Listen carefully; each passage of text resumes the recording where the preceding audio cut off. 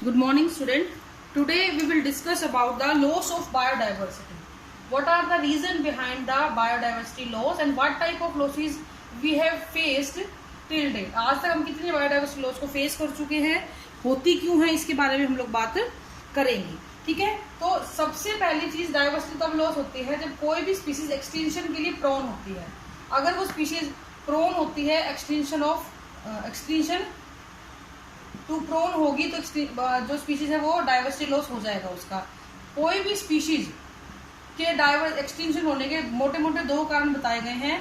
एक होता है नेचुरल एनवायरमेंटल चेंजेस, ड्रास्टिक कोई चेंज आया जिसकी वजह से आपकी पूरी की पूरी स्पीशीज साफ हो गई, या फिर पॉपुलेशन के खुद के कुछ कैरेक्टरिस्टिक्स. पॉपुलेशन के कुछ कैरेक्टरिस्टिक्स होते हैं जिनकी वजह से भी पॉपुलेशन एक्सटिंक्ट हो जाती है. बच्चों, ये पॉपुलेशन के कैरेक्टरिस्टिक्स क्या क्या होते हैं. एक होता है कि वो ऑर्गेनिज्म बहुत बड़े साइज का है, लार्ज साइज ऑर्गेनिज्म है, तो उसको बहुत ज्यादा खाना पीना चाहिएगा, बहुत ज्यादा रिसोर्सेज चाहिएंगे. अगर वो रिसोर्सेज को अवेलेबल नहीं होंगे वो मर सकता है, एक्सटिंक्ट हो सकता है. दूसरा उसका लो रिप्रोडक्टिव पोटेंशियल, यानी कि वो बहुत ज्यादा बच्चे पैदा नहीं करता, एक ये कारण भी होता है.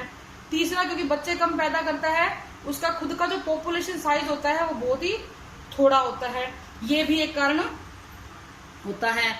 और इसका जो ट्रॉफिक लेवल में स्टेटस होता है वो हायर होता है. ट्रॉफिक लेवल स्टेटस जो होता है वो हाई होता है, ये भी एक कारण होता है. इसके अलावा इसके पास अल्टरनेटिव फूड हैबिट के अल्टरनेटिव फूड्स नहीं अवेलेबल होते हैं.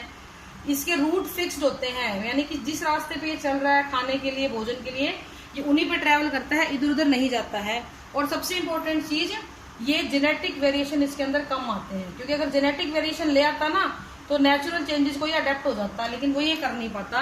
सो these are certain reason due to which an organism can और an species can be extinct. Okay. और नेचुरल चेंज में कोई फॉल आउट हो गया, कोई भी बाहर से उनका पिंड वगैरह आके गिर गए, कोई भी फायर आ गई, कोई भी क्वैक्स आ गए, क्वैक्स वगैरह आ गए, तो जिसकी वजह से धरती पे से ऑर्गेनिज्म गायब हो जाते हैं, स्पीशीज गायब हो जाती है.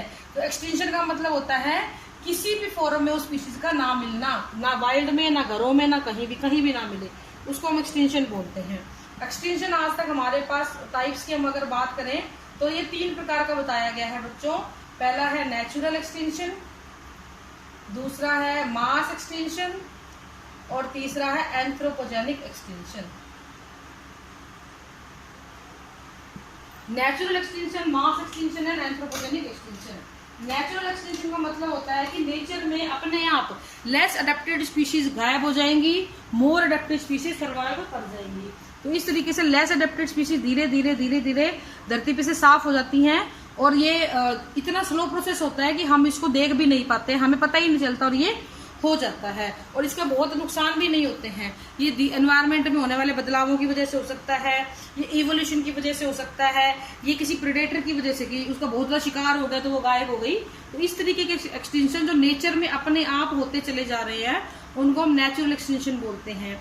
मास एक्सटिंक्शन क्या होता है बच्चों, अगर बड़े पैमाने पे अचानक से बहुत सारी स्पीशीज गायब हो गई, जैसे कि 225 million year ago Permian era के अंदर 90% इनवर्टिब्रेट गायब हो गए थे, ये मास एक्सटिंक्शन है. 60 million year ago Cretaceous period के अंदर, इस पीरियड को हम केटी बाउंड्री भी बोल देते हैं, ट्राइसिक और क्रिटेशियस पीरियड के बीच की बाउंड्री. इस पीरियड के अंदर डायनासोर एकदम से गायब हो गए थे. इसका कारण माना जाता है इरिडियम फॉल आउट. ये क्या और इरिडियम फॉल आउट क्या होता है? इरिडियम एक मेटल है बेटा जिसका बहुत बड़े पैमाने पे अंतरिक्ष से फॉल आउट हुआ था, और ये माना गया कि डायनासोर अचानक से विलुप्त हो गए, धीरे धीरे नहीं साफ ही हो गए. इरिडियम ही क्यों माना गया? Because there is no natural source of iridium on the earth. धरती के ऊपर इरिडियम का कोई नेचुरल सोर्स नहीं है, ये सिर्फ क्रिटेशियस टाइम की चट्टानों में ही पाया गया है, उसके अलावा नहीं मिल रहा है. इसका मतलब कुछ तो गड़बड़ उस टाइम हुई थी. तो ये मान लिया जाता है कि क्रिटेशियस पीरियड के अंदर डायनासोर के विलुप्त होने का एक मुख्य कारण ये भी था कि वहां पे बहुत सारे ये इरिडियम फॉल आउट हुआ था. फिर तीसरा कारण आता है बेटा हम लोग, एंथ्रोपोजेनिक. ये आज अब हाँ तो सॉरी, एक चीज मैं आपको यहाँ बता देती हूँ. अब तक हम टोटल 5 एक्सटिंक्शन देख चुके हैं. मास धरती हमने भी देखा है, मीन्स धरती फेस कर चुकी है. और 6th एक्सटिंक्शन को ऐसा होगा मास एक्सटिंक्शन होगा due to the anthropogenic activity. कौन कौन सी एक्टिविटी बेटा? हंटिंग, पोचिंग, हैबिटेट डिस्ट्रक्शन, ठीक है, शिकार करना, और शिकार तो फिर हो ही गया।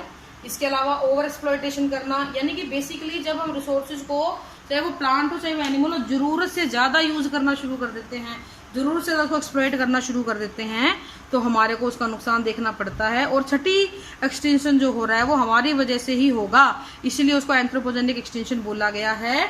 एंथ्रोपोजेनिक एक्सटेंशन के कुछ एग्जाम्पल अभी भी हमारे पास हैं, जैसे कि डोडो है, तस्मानियन वुल्फ है, ये बहुत रिसेंटली वो हुए हैं।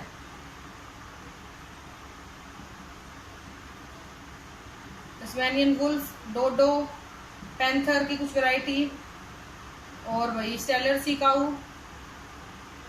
पिंक पिजन, ये कुछ ऐसे एग्जाम्पल हैं जो विलुप्त हो चुके हैं धरती पे से। तो इस तरीके से अगर धीरे धीरे सारी चीजें विलुप्त होती चली गई तो फाइनली वो दिन दूर नहीं है कि छठा मास एक्सटेंशन भी आ जाएगा। ठीक है बेटा, अब ये सारे हैं मास एक्सटेंशन। अब हम बात करते हैं कि अब क्या करें, अब इनको बचाएं। और क्वेश्चन ये आता है क्यों बचाएं? बनते रहेंगे नेचर के अंदर, हमें क्या करना है, लेकिन हमें बचाने की जरूरत है।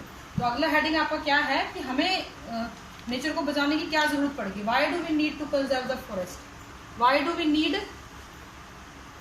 To conserve diversity. देखो, डाइवर्सिटी को बचाने का हमारे पास तीन मुख्य मुद्दे हैं। पहला है नैरो यूटिलिटी, दूसरा है ब्रॉड यूटिलिटी, और तीसरा है एथिक्स।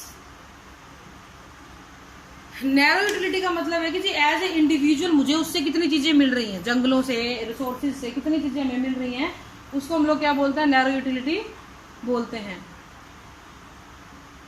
ठीक है, इसमें जैसे कि टैनिन, रेजिन, गम, लेटेक्स, फायरवुड और आपका फाइबर, वो भी चीज आपको मिल रही है नेचर से, वो सारी आ जाती हैं। ब्रॉड यूटिलिटी के अंदर हम उन चीजों की बात करते हैं जिनको हम गौर नहीं करते हैं लेकिन हमें मिल रही है, जैसे कि पोलिनेशन अपने आप हो रहा है, ऑक्सीजन मिल रही है, CO2 का रिप्लेनिशमेंट होता है, CO2 का वो सेटलमेंट किया जा रहा है, क्लाइमेट रेगुलेशन किया जा रहा है, न्यूट्रिएंट साइकिल हमारे नेचर में चल रहे हैं, बहुत सारे माइक्रोब अपने आप चीज़ों को ख़त्म कर रहे हैं। इसके अलावा बहुत सुंदरता हमें, एस्थेटिक सेंस हमें मिलती है, बहुत सारे जो है आपको एक्वीफर्स वगैरह हमें मिलते हैं, नेचुरली पानी हमें मिल रहा है, नेचुरली हवा हमें मिल रही है। तो ये सारी ब्रॉड यूटिलिटी हैं जिनका हमें एहसास नहीं है। Then comes the ethics. Ethics में आता है बेटा सबसे बड़ी चीज कि हम हर चीज को, नेचर के द्वारा दी गई हर चीज को अपनी संपत्ति क्यों माने। धरती पे जितने भी प्लांट मिले हैं, जितने भी ऑर्गेनिज्म मिले हैं, जितने भी एनिमल मिल रहे हैं, हम उसको अपनी संपत्ति कैसे मान सकते हैं। वो तो जैसे हम बने हैं वैसे ही वो बने हैं बच्चों, जैसे हम लोग इवॉल्व हुए हैं ऐसे ही वो इवॉल्व हुए हैं। उन्होंने कोई गुनाह थोड़ी करा है कि हम उनको एक्सप्लॉइट करें। तो मेरा कहने का मतलब यहाँ पे यही है कि नेचर के अंदर जितने भी ऑर्गेनिज्म बन रहे हैं वो सब के सब ऑर्गेनिज्म हमारे तरह ही इवॉल्व हुए हैं, उनकी भी एक जगह है। जैसे हमारे इकोसिस्टम में हमारी जगह है, ऐसे ही उनकी भी एक जगह है और उनकी वो जगह बचनी चाहिए। तो ये बहुत जरूरी होता है कि हम उनको ध्यान रखें, ये हमारे एथिक्स होते हैं, ये हमारी अच्छाइयाँ होती हैं। तो ये नैरो यूटिलिटी वो चीजें जो एक इंसान को पर्सनल लेवल पे नेचर दे रही है। ब्रॉड यूटिलिटी वो चीजें जो हमें मिल रही हैं जिनका हमें एहसास ही नहीं है, हवा, पानी, बारिश, पेड़ पौधे, ये सारा कुछ। और एथिक्स में आता है कि हम भी सम्मान करें, ऑर्गेनिज्म का सम्मान करें, उनको उपभोग की वस्तु, यानी कि बस ये तो अब ये नेचर ने हमें दिया इसलिए कि हम इसको यूज करें, वो चीज़ नहीं होनी चाहिए। यूज करो, तरीके से करो। ठीक है, कल हम बात करेंगे कैसे इसको कंजर्व किया जाता है, डाइवर्सिटी। ठीक है बेटा, आज के लिए इतना ही है। Thank you and have a nice day.